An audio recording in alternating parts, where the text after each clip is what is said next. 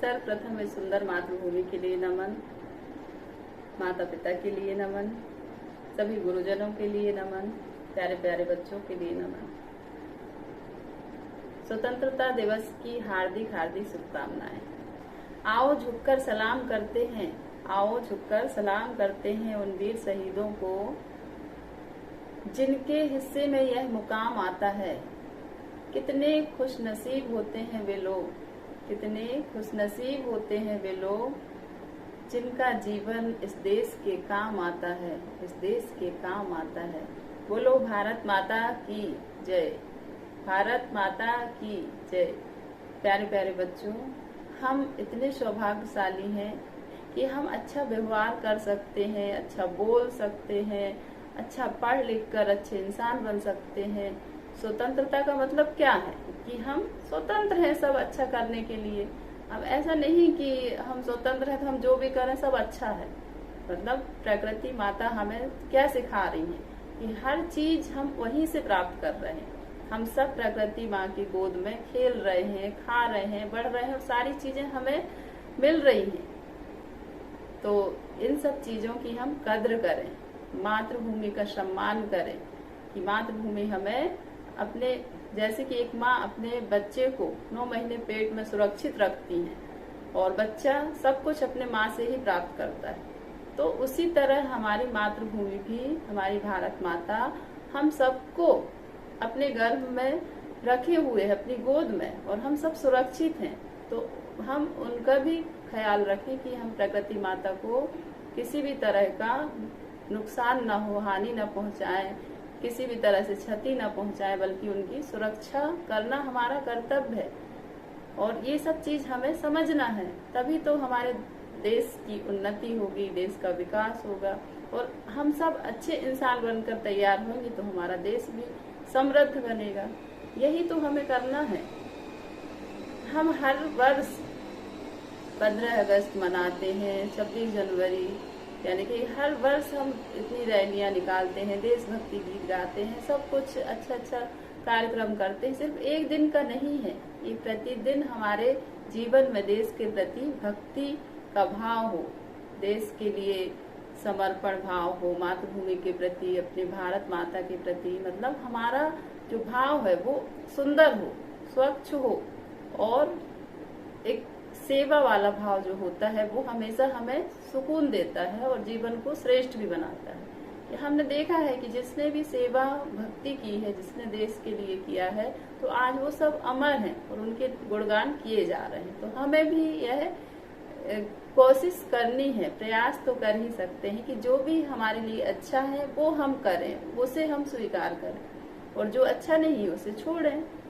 यानी जब तक आप अपने जीवन में अच्छे विचारों को जगह नहीं दोगे तब तक आप अपने जीवन को श्रेष्ठ कैसे बना सकते हैं। एक कोई भी विचार आप लीजिए, जैसे कि हम खेत में बीज बोते हैं तभी हमें वही बीज की फसल मिलती है, और यदि हम नहीं बोते तो वहाँ प्रकृति अपने आप घास फूस से उस जगह को भर देती है। तो इस तरह हमारा जीवन भी है, हमारे जीवन के लिए क्या सही है, क्या अच्छा है, वो विचार हम अपने जीवन में जगह दें और उन्हीं पर काम करें। फिर देखिए कैसे अपना जीवन श्रेष्ठ नहीं बनता। तो मैं यही कहना चाहूंगी कि प्यारे प्यारे बच्चों, हम सभी अपने जहाँ भी हम रह रहे हैं, आप खुद समझदार हैं कि जो आप प्रकृति को देते हो, प्रकृति वही हमें लौटाकर वापस देती है। आप इस छत पर मिट्टी फेंकोगे तो वापस आपको मिट्टी ही मिलेगी, आपके ऊपर आएगी और उसकी छींटे आप पर पड़ेंगी। और यदि आप इस छत पर फूल फेंकोगे ऊपर तो फूल ही आपके ऊपर आएंगे, फूल आपके ऊपर बरसेंगे। तो ये प्रकृति का सिद्धांत है कि जो हम दूसरों को देते हैं, जो हम प्रकृति को देते हैं, वही हमारे पास वापस लौट कर आता है।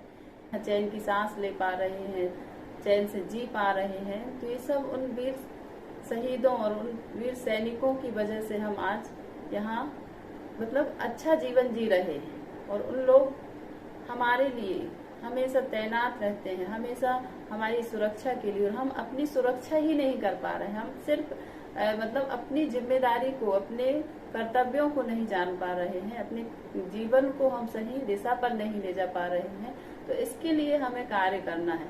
जब हम सब ऐसा सोचें कि जब उन्होंने देश की सुरक्षा के लिए, जो अमर शहीद हुए हैं, उन्होंने देश की सुरक्षा के लिए अपनी जान गंवा दी, जान की बाजी लगाकर हमें सुरक्षित देश दिया है, सुरक्षित भारत दिया है। तो क्या हमारा कर्तव्य नहीं है कि हम अपने जीवन को तो सुरक्षित रख सकते हैं, अपने जीवन को श्रेष्ठ बना सकते हैं। कम से कम हम इतना तो कर ही सकते हैं कि हम अपने जीवन को कैसे श्रेष्ठ बनाएं, कैसे सुरक्षित बनाएं, कैसे अच्छे विचारों से, अच्छी सोच से कैसे हम अपने जीवन को नया आकार दे सकते हैं। इतना तो हमारा कर्तव्य है। आज हम एक कोई चीज छोड़ने की बात करते हैं, कोई भी नशीली वस्तु को, तो लोग उसे छोड़ने की हिम्मत नहीं कर पाते कि हम कैसे छोड़ सकते हैं, हमारी तो आदत है, हम आदत लग गई है, उसके बिना हम नहीं रह सकते, ऐसी बातें आती हैं। और उन वीर शहीदों के बारे में सोचें, उन अमर शहीदों के बारे में सोचें कि उन्होंने कैसे मतलब अपने जान कुर्बान करके और हमारे देश की सुरक्षा की है। तो हम तो कम से कम अपने जीवन की सुरक्षा कर सकते हैं। इतना तो हमारा कर्तव्य है। जब जो बच्चा अपने जीवन के लिए अच्छा सोचता है, अच्छा करता है, तो वो एक दिन इतिहास बनता है। यानी कि वो कोई भी बुरी आदत लग गई है तो उसे छोड़ने की हिम्मत रखता है, कोई भी बुरे विचार आ रहे हैं तो उनको दूर करने की हिम्मत रखता है, कोई भी हम ऐसा काम कर रहे हैं जिससे वो हमारे जीवन में लाभदायक नहीं है, यानी हम खुद ऐसा सोच सकते हैं कि इस काम से हमें कितना फायदा मिल रहा है और इस काम से हमें कितना हानि मिल रही है। ये चिंतन का विषय है कि हम जब ऐसा सोचते हैं तो हमें यह ध्यान रखना है कि यदि हम हमारे जीवन को कौन सी चीज लाभ पहुंचा रही है और कौन सी हानि पहुंचा रही है, इसका अगर हमें ज्ञान नहीं है तो हमारी शिक्षा का क्या, हमारी शिक्षा बेकार है। फिर यदि हम जब ऐसा सोचते हैं तो हमारा जीवन बहुत अच्छा बनता है। हमें अपने जीवन की जिम्मेदारी खुद ही लेनी पड़ती है। अपना जीवन खुद ही हमें आगे बढ़कर श्रेष्ठ बनाना होता है, कोई और नहीं करेगा। यदि कोई भी बदलाव आता है तो हमसे ही आता है। बहुत बहुत धन्यवाद। Thank you so much.